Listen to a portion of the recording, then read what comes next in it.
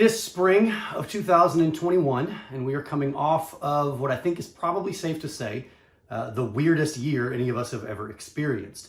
I won't recap everything we've been through over the last 12 months, but I want to focus specifically on the impact of this experience on marriage and then what to do now. Now that we're beginning to come out of this moment and we're beginning to return to some semblance of normal, how do we ensure that our marriages don't just survive the last 12 months, but that they thrive in the midst of the last 12 months? Over the course of the last year, marriages have fared differently. Some are coming out of this moment closer than they've ever been.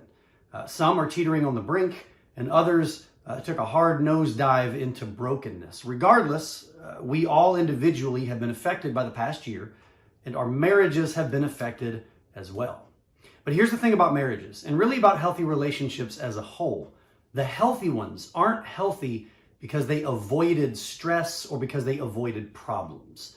It's always nice when you can do that, but that's not the line of demarcation for healthy marriages.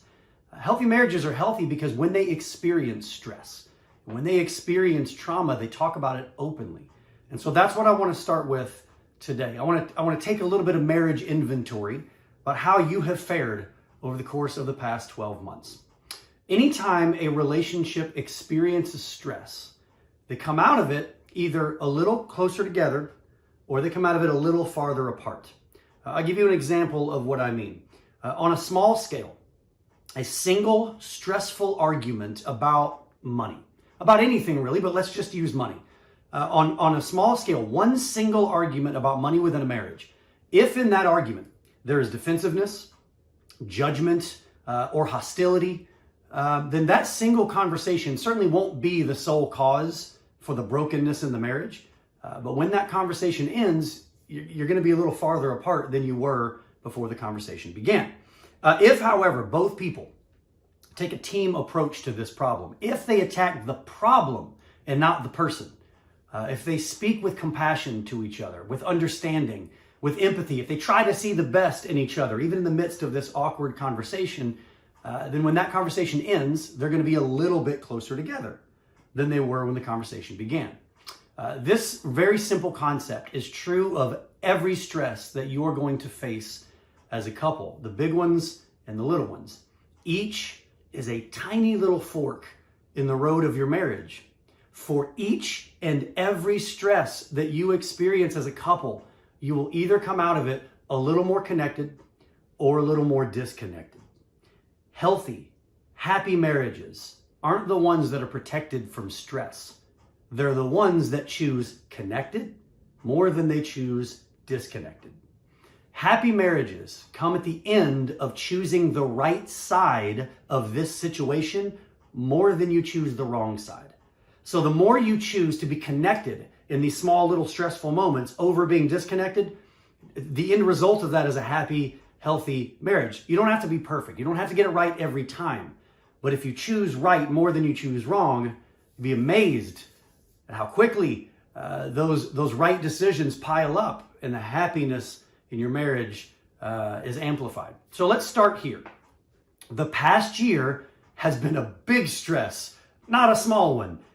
Change brings stress with it. So even if you haven't experienced financial stress or job stress or specific pandemic related stress, you haven't lost anybody close to you, if you haven't gone through those things, change is stressful. And no one in this culture has been immune from massive change. So I want to pause. I'm going to do this a couple of times throughout this video today. I'm going to pause and freeze on the screen some questions that I want you to actually discuss with your spouse. So push pause on me when you see the questions and discuss them together. The questions that we're going to start with are these.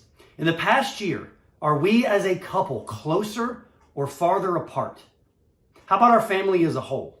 And then explain your answer. Don't just say, I think we're farther apart, and then leave it at that. Explain how you got to that answer. Next question, what small forks in the road led you to answering the question the way you did? So I've just tried to describe these little tiny moments that build up and get us to a place of either healthy relationship or not as healthy relationship. So I'm curious, think back on the last year. Do you remember those small fork moments?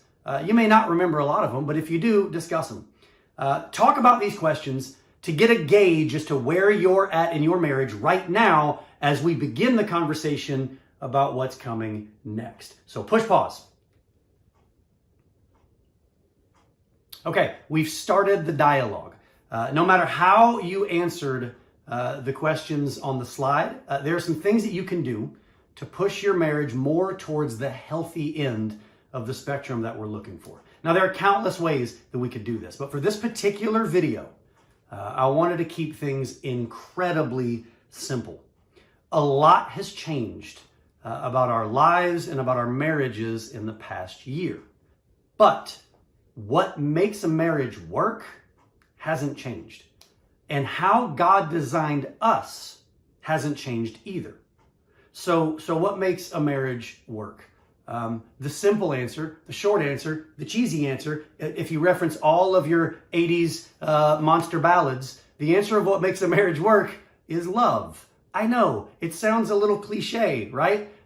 From a therapist perspective, you were probably looking for like some weird word that, oh, I never thought that. No, it's love. Love is the foundation of a healthy marriage. But it's important for us to understand what that means, because our culture has turned the definition of love into something that I don't really think it actually is.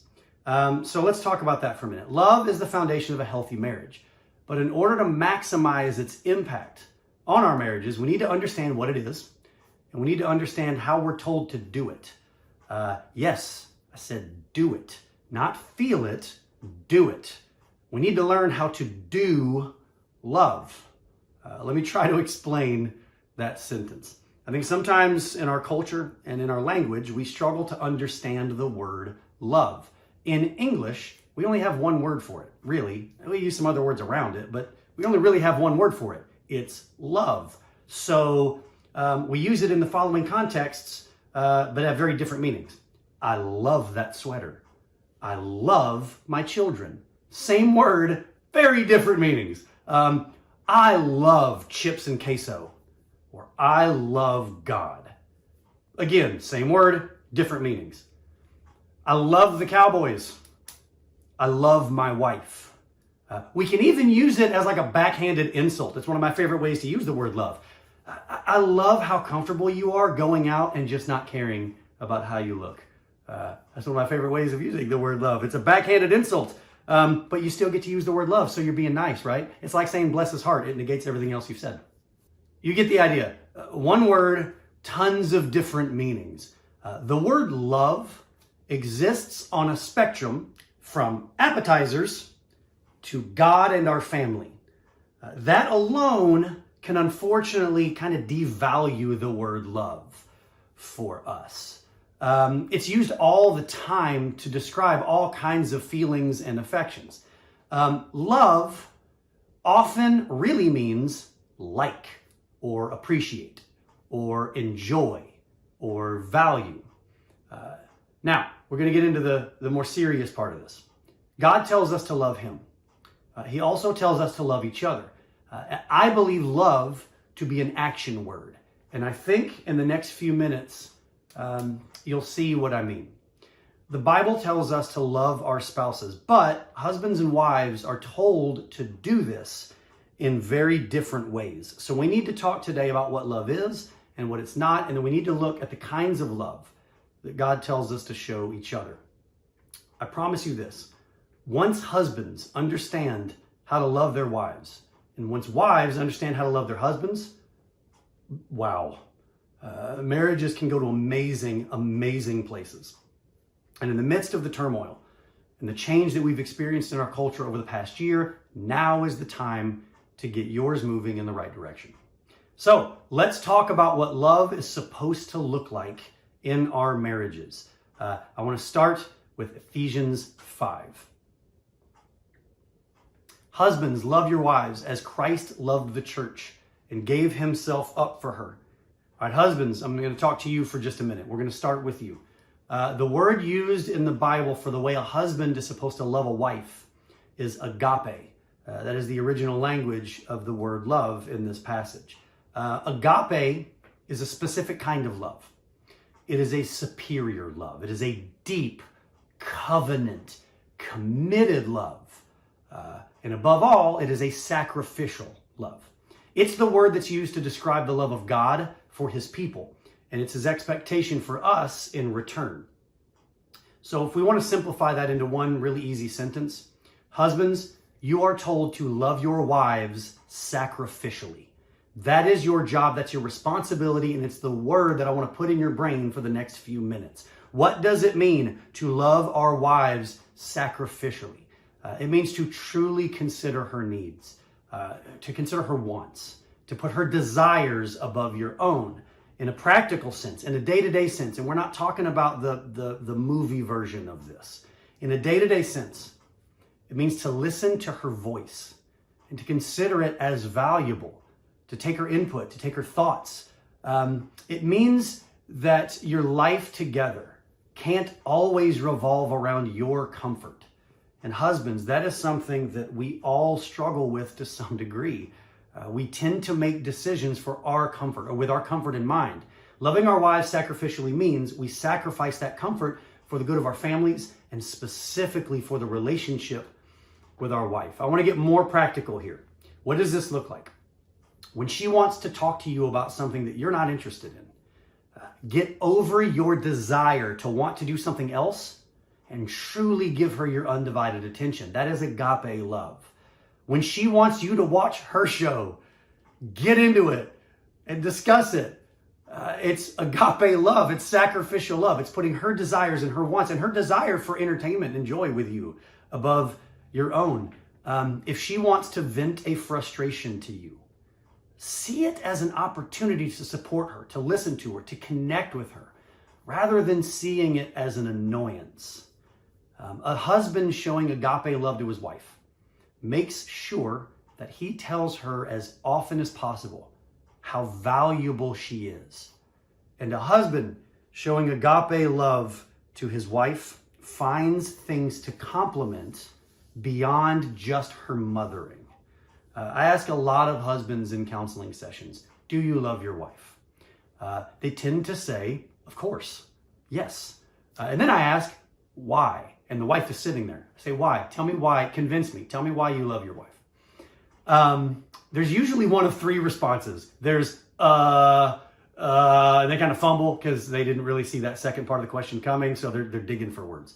The second is second answer to that question, why do you love your wife? The second answer I get a lot is something about what she does for him, how she makes him feel. She makes me feel, fill in the blank. She makes me a better person. And the third, very common answer that I get when I ask, why do you love your wife? A very common answer I get is some reference to her mothering, the way she loves the kids. She's such a great mother. None of these answers is bad, but they're not enough to show agape love, okay?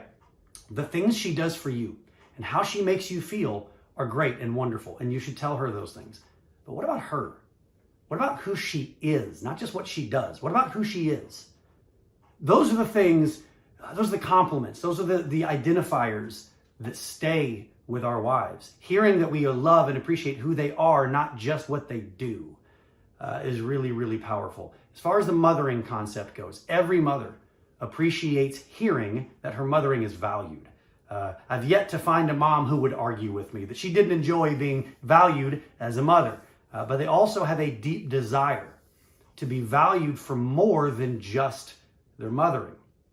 They want to be seen as a person, not just as a mother or as a wife. And husbands, one of the areas where we get ourselves in trouble is we too often direct our compliments, our value, at just the things that our wives do. We don't talk nearly enough about the type of person that our wife is, the characteristics that separate her from every other woman on the planet. So men, why do you love your wife? What is it about her that makes her unique to every other woman? Why do you continually choose to spend the rest of your life with her? Is she compassionate? Is she intellectual? Is she hilarious? Is she empathic? Is she selfless? Is she an amazing listener? Is she an intuitive problem solver? Those are agape words. Tell them to her. Make sure she knows that you see those things. You're not just looking for the things that she does for you and that she does for the family. Those are all good things, but we want to identify the value in who our wives actually are.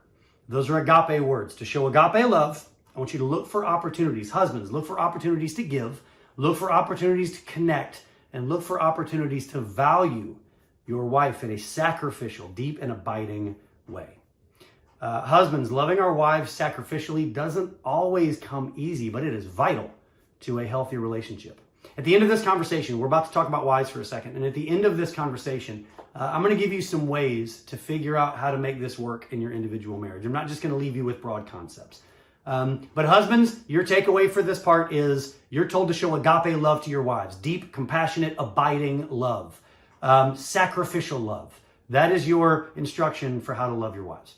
Wives, you have some instruction too, but weirdly it's different from husbands.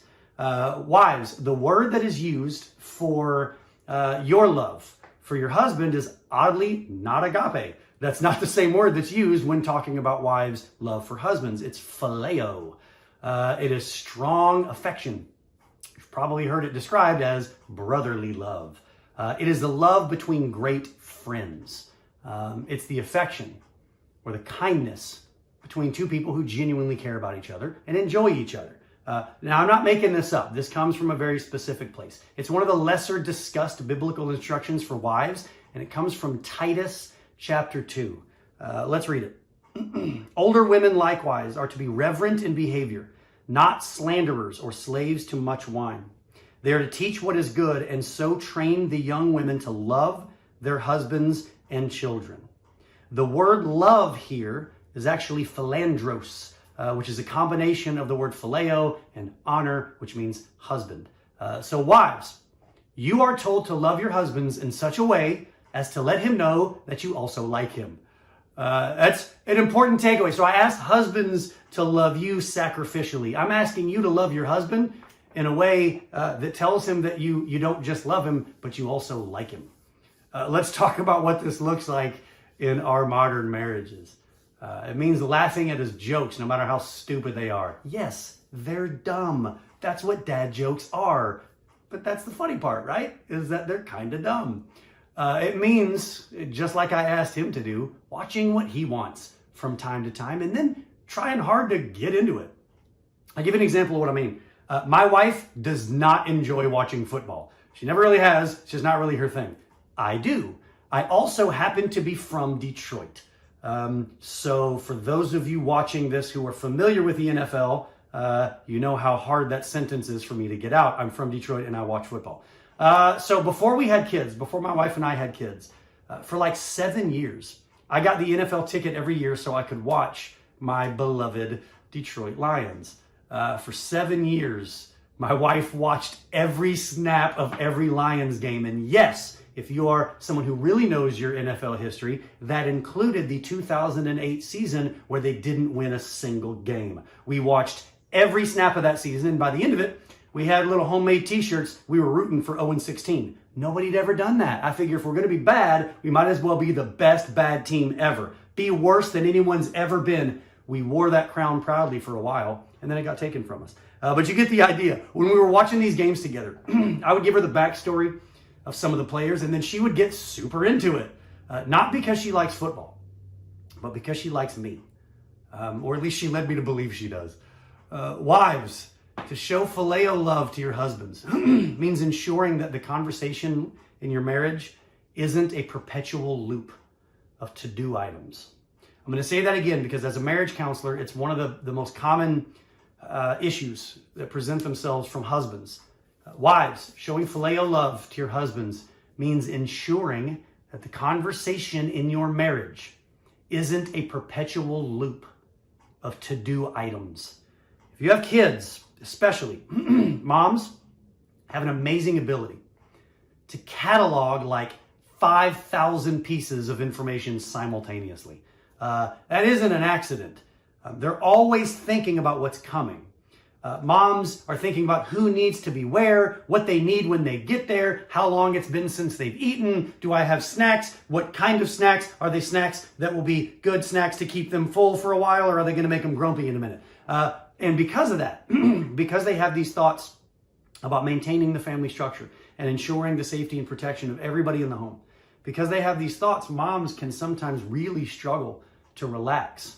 If you're watching this, husbands, if you're watching this with your wife, if you've got young kids in the house, I'm going to say that again. Moms can sometimes struggle to relax. Pause and ask your wife if that's true for her. The odds are she'll probably say yes. Maybe not. Maybe I've got some wives watching this who are really good at squaring off some downtime for themselves. But most moms do struggle to relax even in the midst of those downtime moments. Because when they do settle, when they do stop moving for a little bit, their brain says, oh, it's so great to relax. Hey, you know what we should do? Let's get a jump on tomorrow. And then those thoughts start popping back in again. Meanwhile, dads, us, me, this guy, we can compartmentalize. So we're not generally as worried about those things.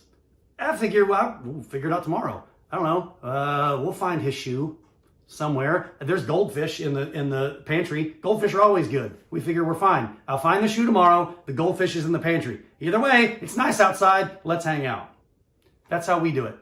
A husband showing agape love to his wife in this situation. So I've got mom trying to relax and she's thinking about the to-do list. And I've got dad trying to relax and just wanting to relax. A husband showing his wife agape love in this situation will be compassionate about her stress. But a wife trying to show fellaio love in this situation will remember that there will literally always be something to plan for or to worry about. So she owes it to herself and she owes it to her family to occasionally just enjoy right now. Women, men, if you struggle with that idea, Google the word mindfulness. There's a whole bunch of different things you can do to try and help help train yourself, be present in the specific moment that you're in. We're not going to go into that right now, but I wanted to make sure that I've mentioned it. In addition, a wife showing phileo love to her husband will listen as he talks a lot about things that she thinks have nothing to do with their lives or their families. Us husbands can talk a lot about sports and politics and things that we understand and recognize don't really have a lot of bearing or impact on our specific family. A wife wanting to show phileo love to her husband in that situation will listen and will indulge him a bit. And will engage in the conversation, even if it's just, wow, tell me more, that's interesting.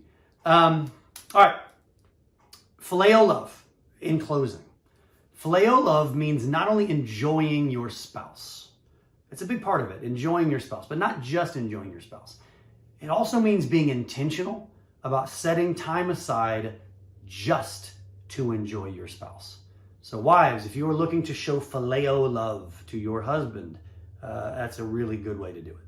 So husbands are told to show agape love, and wives are told to show phileo love. For the record, just what I've said it, I believe in a healthy marriage, both partners work hard to display both of these kinds of love.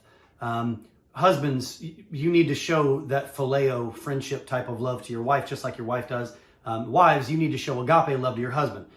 Don't misunderstand me. This is not mutually exclusive. But biblically, men are told to show agape love and women are told to show phileo love. But in terms of the specific instruction that we're given, men, you're supposed to love your wives sincerely and deeply.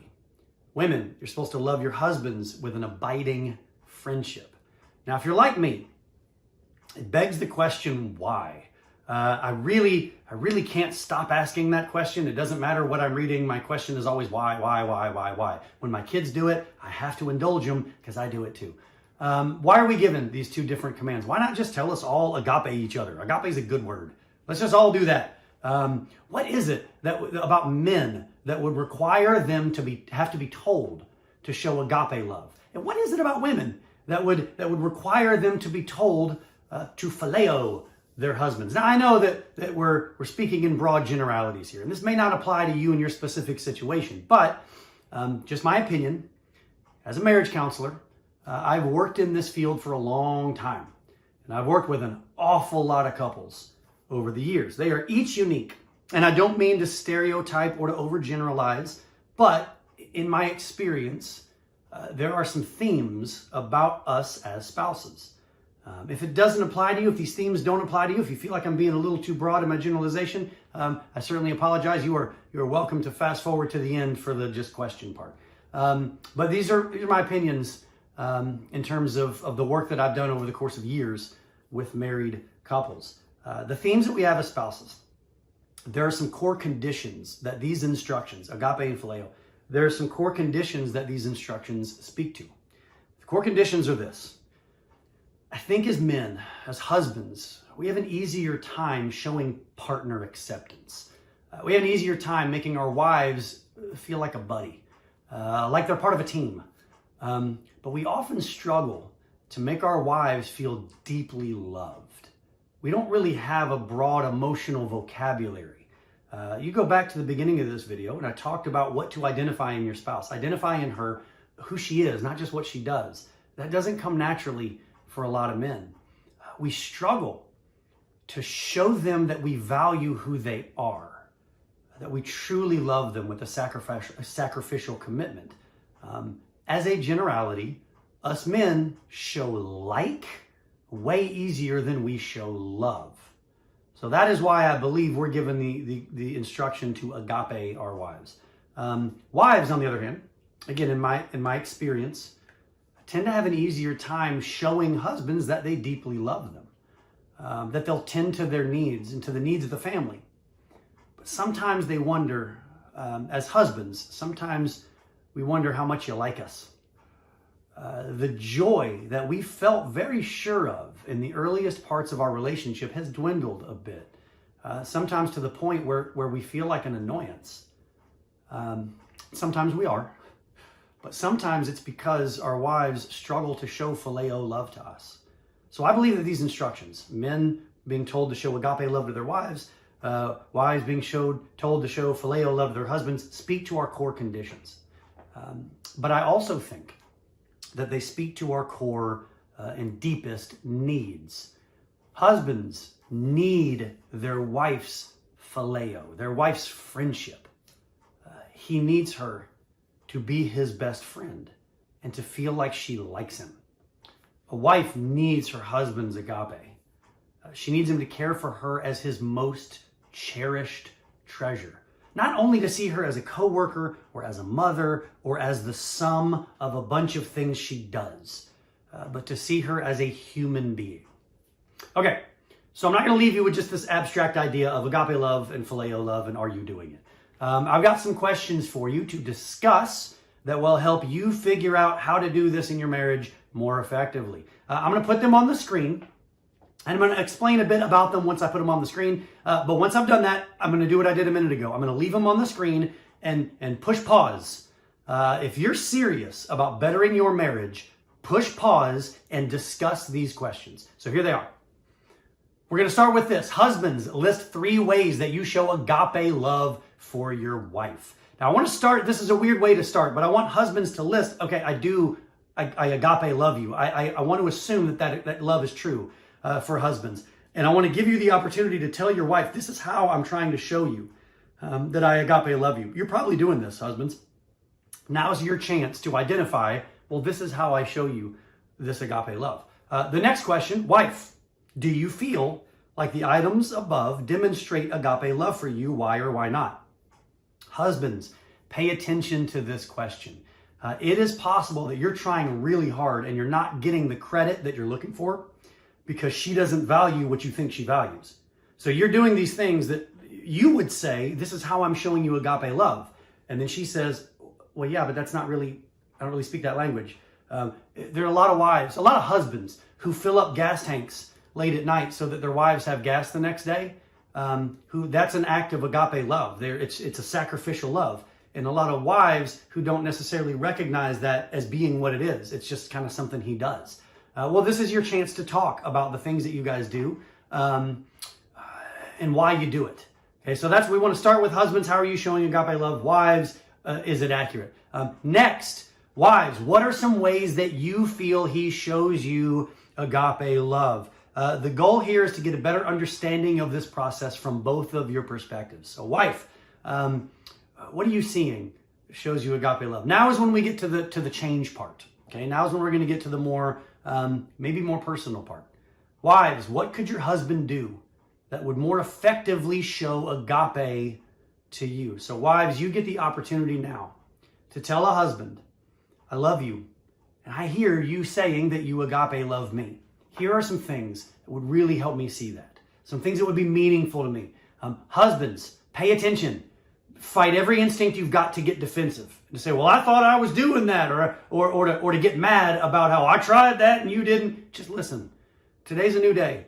Whatever's happened prior to your marriage is whatever happened prior to your marriage. Today's a new day, and beginning now, you want to listen when she tells you these things. Try not to be defensive. Try to hear it as instruction, as a way to have her coach you into agape love. It's not necessarily your strong suit, probably. And if that's the case, you want to have her help you get there. All right, the last question is the one that could start some fights. But I wanted to include it anyway because I think it's really vital. As a marriage counselor, I really need this question to be asked. Wives, what does your husband do that makes you feel that he does not agape you? Okay, this is your chance to openly discuss some of those things that are likely putting your relationship in jeopardy, that he may not recognize are putting your relationship in jeopardy. And if they go unchecked, they could devastate it. So these are the things that you do that make me just feel like you don't have this level of agape love for me. Okay, so our first set of questions focuses on men showing agape love. Our second set of questions will not surprise you because it is the identical set of questions, but for the wives. Wife, list 3 ways you show fellaio love for your husband. Same rationale. Husband, do you feel like the items above demonstrated for you? You've gotten the idea at this point. What we're doing here is we're giving you a chance to talk about this specific type of love. And we're giving you a chance to discuss what it looks like in your marriage, what it doesn't look like in your marriage. The last 2 questions on both of these slides, what could your wife do that would more effectively show fellaio to you? And then what does your wife do that makes you feel like she doesn't fellaio you? Wives, I'm going to ask the same thing of you that I asked of husbands. Try to fight your instinct to want to be defensive. Try to fight your instinct to want to say, well, I already do those things. Or that's not true, I do this. Or there's a lot of different defensive strategies that we could use in these conversations. I'm going to beg you as a married couple to please not let defensiveness get in the way of these conversations. And the reason I say that is because these conversations can lead to the marriage that you have always wanted. All of us, when we thought about marriage as kids, the concept of marriage was always the same. The concept was of friends, buddies, who deeply, sincerely, and passionately love each other. Now, for the record, I think culturally, we've kind of done a number on the word passion. I also think we've overrated it. It's not that it's not important, but it's not, the definition changes. Passion is more of the chemical reaction that happens early on in the relationship. But that's for another video.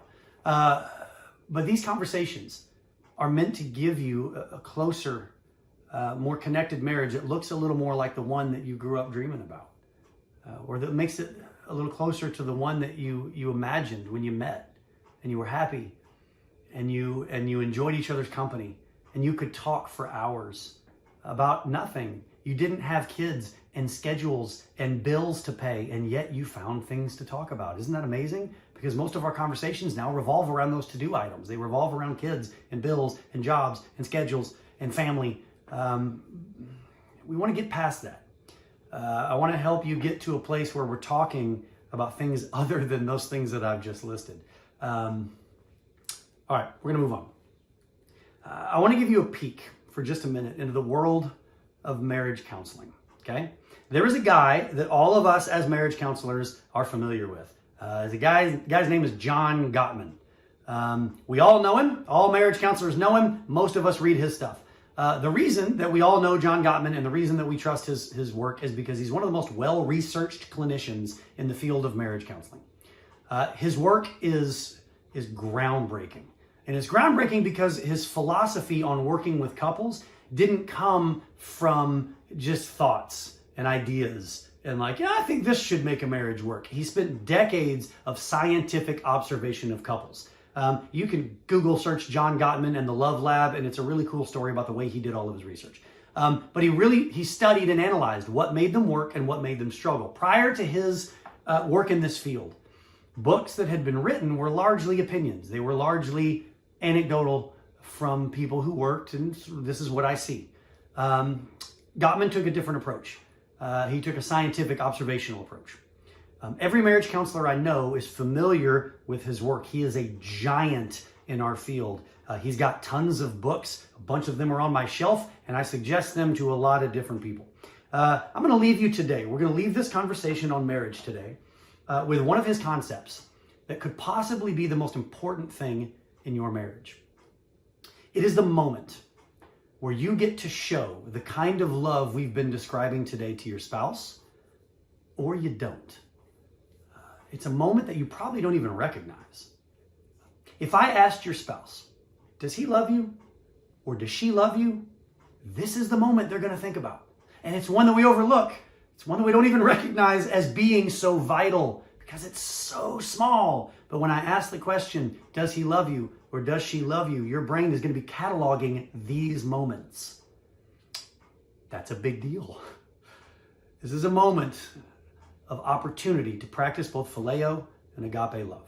To carry out your mandate to love your spouse, you have to be aware of this moment. I've said this moment a lot. Let's give it a name. The moment is called a bid for attention.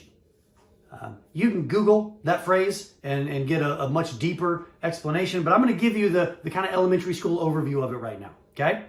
To understand a bid for attention, we'll give you an example of what it looks like. Men, your wife walks in and says, "Oh, I cannot believe my sister." What do you say? How do you respond in this moment? Because how you respond in that little moment is relationship defining, and I am not exaggerating.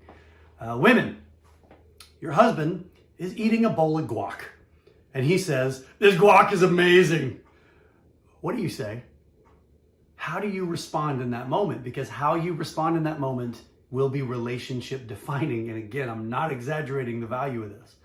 Men, your wife says to you, "Oh, this week is insane. I have got like 100 things going on." How do you respond to that? Women, your husband says, "Could you grab me a cup of coffee?" How do you respond in that moment? We've learned a lot about relationships in the marriage counseling field. We've learned a lot about relationships by looking at what happy relationships do. And the data collected by John Gottman's research, the data tells us that how we respond in these little moments has more of an impact on how we feel about the state of our marriage than any other single factor. Again, these moments are called bids for attention, and they will define the status of your connection to your spouse. These are attempts to start a conversation. They are attempts to be acknowledged, to be seen, or to be heard. That's it. They're just attempts to elicit any sort of a response. How you routinely respond to these bids is more important than where you went on vacation, how nice your house is, how professionally stable you are, or how often you do the big things in your relationship. How you respond in these little moments. Men, I'm going to make this real easy for you. How you respond to these little tiny bids for attention is more important than your emotional vocabulary in expressing value for who your wife is. I just spent a long time telling you to do that, so don't hear me wrong. Do it. But how you respond in these little tiny moments is more significant than whether you have the emotional vocabulary to describe your wife as a poet. Women, how you respond to your husbands in these moments is going to define whether or not he feels like you show him fellaio love. This is an important thing for you to recognize. How you respond to bids for connection or bids for attention will very literally make or break your relationship. This is not bonus content. This is not the deleted scenes of the movie of your marriage. This is the main plot. And bids can come in literally infinite ways. Some of them are easy to see. Some of them can be very hard to figure out. Bids for attention can be verbal. They can be nonverbal. They can be physical. They can be intellectual. They could be sexual. They could be non-sexual. They could be high energy. They could be low energy. They could be funny, or they could be very, very serious. So let me simplify the idea so you can wrap your brain around it. Bids for attention are any attempt by your spouse to elicit a response from you. Any attempt. Any response. Verbal or nonverbal. If your spouse has said or done something and there is a hope or an expectation that you'll respond, you have been offered a bid for attention. The verbal ones are really easy. Your wife says something to you specifically, that's a bid for attention. You need to respond to that. Your husband says something to you, that's easy. The nonverbal ones, though, those can be a little tricky. Holding open a door, offering a place to sit, vocalizations like laughing or chuckling or groans or sighs that are meant to imply a message or they're inviting a response. Those are all bids for attention. And bids all share one common trait. They are one person inviting a connection to another person. Now, responding to these bids is vital, crucial to a healthy marriage. And there are 3 different ways that you can choose to respond. You can turn towards your spouse in those moments. You can turn away from your spouse in those moments, or you can turn against your spouse in your moment. Let's define what those 3 things mean. When you are offered a bid for attention of any kind, any attempt to elicit a response from you, turning towards your spouse, which, spoiler alert, that's the one you're shooting for. When you turn towards your spouse, here's what it looks like. Your spouse says, "How was your day?" That's the bid for attention. You responding with, "It was really good. Had a good meeting, had some unexpected free time in the afternoon. That was nice. How was your day?" That is turning towards your spouse. There's an attempt to continue the dialogue, an attempt to continue the conversation. There's maybe even follow-up questions, which I know is crazy. Maybe there's follow-up questions, but we're engaging in a dialogue, and I hear you, I look at you. Turning towards is not just a phrase for what this strategy is called. It's literally you turn towards your spouse, you make contact with them, you put phones away. You're not distracted by looking at the TV or looking at the kids or at your phone. You're connecting specifically with your spouse. It's thoughtful. It tells your spouse, "I like you. I'm interested in what you're saying to me. I want you to say more, and I enjoy that you're here." I know that's a weird thing to say, that literally responding to "how was your day" can say all of those things, but holy cow, it can. So turn towards your spouse. That's what you're shooting for. Here's 2 other strategies that people go to that are not super functional. You can turn away from your spouse. So again, the bid for attention is, "How was your day?" It was a day. I don't know. What are we doing for dinner? It's closed off, and it sounds like you're shutting the conversation down. If your spouse offers a bid for attention, and your response is to turn away from your spouse by not continuing the dialogue, or by offering a response that can't really get a response in return, you have turned away from your spouse. Remember, go back to the beginning of this video. I told you that happy marriages, it's not the big stuff. It's these little forks in the road. And the marriages that pick the right fork more often are the happy marriages. John Gottman has a phrase. He says, "Small marriages are small things often. Healthy marriages are small things often." Those little forks in the road. How was your day? How you respond on a routine basis, those are forks in the road. The more you pick the right one, the happier you're going to be. The last way that we respond to bids for attention is to turn against our spouse. So the bid for attention is, "How was your day?" A turning against response would be, "Well, whatever," as if you really care how my day was. All you ever worry about is yourself. It's antagonistic. You're letting the other one know that you're put out by their conversation, and you're kind of implying that you're put out by the fact that they exist. That sounds crazy to some marriages. I hope that sounds crazy to your marriage. It's not crazy. And there are some people watching this video who think, yeah, that's kind of how we do this. If you routinely, or even if you regularly, not all the time, but if you turn against your spouse, or if you feel like this happens in your marriage, do me a favor. When you're done with this video, call somebody who does what I do for a living. Call a marriage counselor and go see somebody, because if you're turning against your spouse, that's a bad sign. If your spouse is turning against you in bids for attention, that's a bad sign. Not all the time, but if it happens routinely, your marriage is in a very, very dicey situation. And I don't want you to feel as though just changing the bids is enough. Because if you're turning against your spouse, you're doing it for a reason. And hopefully somebody who does something like what I do for a living can help you guys figure out why you're turning against your spouse. But it's antagonistic, right? So aside from trauma, aside from like big, massive trauma, somebody does something terrible or something terrible happens in the family, how you respond to these little tiny moments, these little bids for attention, is going to determine the state of your marriage. Our job as husbands and wives is to show fellaio and agape love to our spouse. It's to turn towards them as often as possible. Men, respond to your wife's bids for attentions with agape love. A genuine interest and a concern and an appreciation for what she's saying and who she is. Women, respond to your husband's bid for attention with fellaio love. A genuine interest and enjoyment of who he is. For the record, according to Gottman's research, relationship masters turn towards their spouse 87% of the time. Relationship disasters, which are the ones that have a really hard time maintaining healthy relationships, turn towards their spouse 33% of the time. This really is, there's a lot of evidence to back this up. The idea also is that no one's perfect. Nobody does 100%. Nobody turns towards their spouse 100% of the time the right way. We all drop the ball, but work hard at these moments. You don't have to stop everything you're doing and zero in on your spouse in like a creepy stare. But when your spouse talks, listen and respond. Our job is to show agape and phileo love to our spouses. The easiest, most accessible way to do that is to turn towards your spouse every time you notice a bid for attention. Again, Gottman saying that marriages are small things often is really valuable. I told you I was going to try and make this process as easy as possible. There's a number that you can shoot for that will allow your marriage to move in a healthier direction. The number is 5 to 1. This also comes out of John Gottman's research.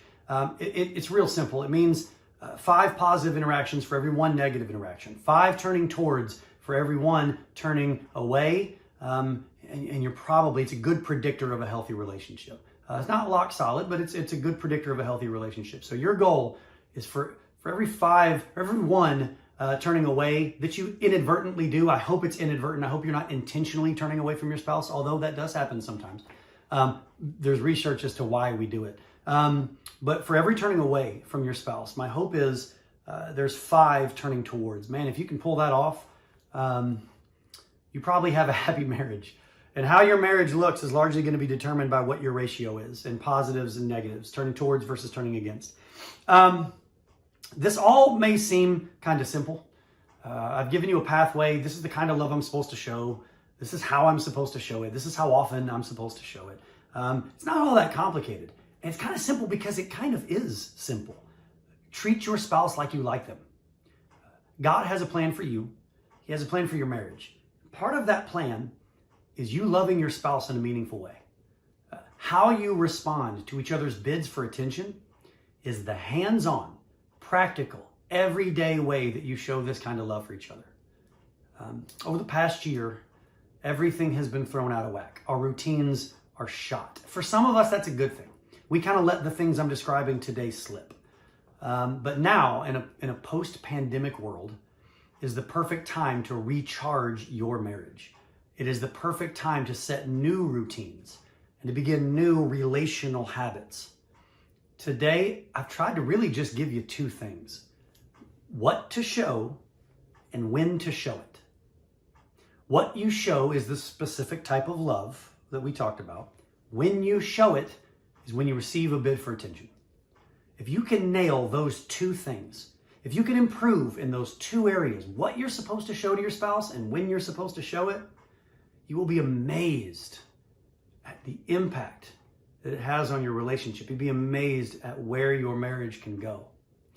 I promise you this, no matter where your marriage is on the spectrum, we're coming out of a very difficult year.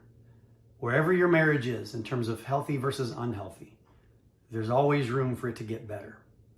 Really getting a handle on the concepts we're talking about today will allow you in a post-pandemic world, past the change and the isolation that we experience. If you can get these things down coming out of this isolation period, you'll never have the same marriage again. And I mean that in the best possible way.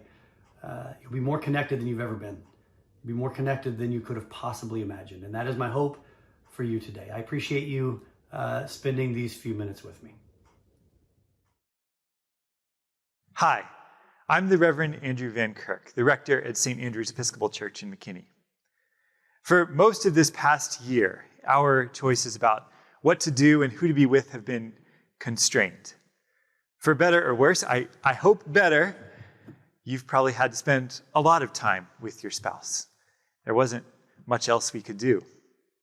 But things are beginning to open up. Those constraints are beginning to be lifted. If we haven't yet reached the promised land of normal, we're getting close. We can see it. We're standing on the Jordan looking to the other side. You know, in the Bible, when Joshua and the Israelites are standing on the Jordan River looking into the promised land, into the land they've longed for, their hopes and dreams, Joshua gathers them and says to them, "Choose this day whom you will serve, the Lord or some other God." In many ways, this is much the same advice that parents give their teenagers before they end up on the couch with someone. Choose this day how far you will go. Joshua and parents don't want important decisions being made in the heat and excitement of the moment. They put the choice up front. And so what I want to suggest to you today is that you too choose whom you will love. Again, for the upteenth time, choose this day whom you will love. Choose your spouse. Choose to take those steps that Dr. Smith has just shared with us. Choose to make your marriage a priority. Choose before we get caught up in the heat and excitement of the new normal. Choose to strengthen your marriage as we head into it. And I want to encourage you too to hear Joshua's question. Choose this day whom you will serve, the Lord or some other God. Today is a good day to choose God again. God has chosen you and has blessings for you and your spouse that can only be yours by serving him. May God bless you and keep you and make your marriage strong and ever stronger.